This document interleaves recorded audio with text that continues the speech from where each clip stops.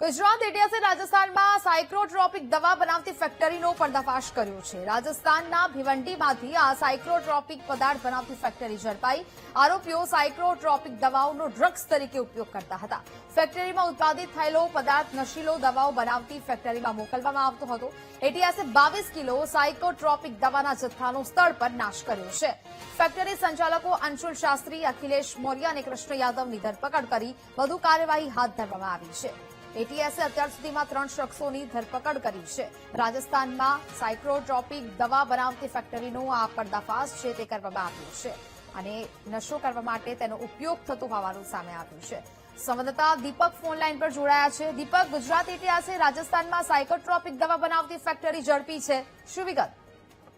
બિલકુલ, જે સાયકોટ્રોપિક દવાઓ એટલે કે જેની ડ્રગ તરીકે પણ ઉપયોગમાં લેવાતી હોય તેવી પ્રતિબંધિત દવાઓ બનાવવામાં આવતી હતી। એટીએસને જાણકારી મળી અને રાજસ્થાનના ભિવંડી ખાતેથી રાજસ્થાન પોલીસ સાથે મળીને આ સંયુક્ત ઓપરેશન હાથ પાર પાડવામાં આવ્યું હતું। 3 આરોપી અંશુ ત્રિપાઠી તથા જે મૌર્ય કરીને છે તે 3 આરોપીઓને પકડવામાં આવ્યા છે।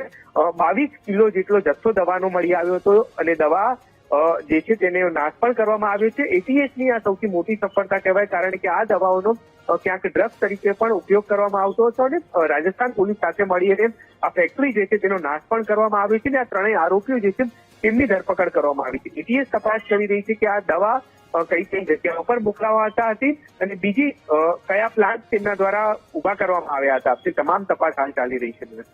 બિલકુલ, જાણકારી બદલ આપનો આભાર દીપક।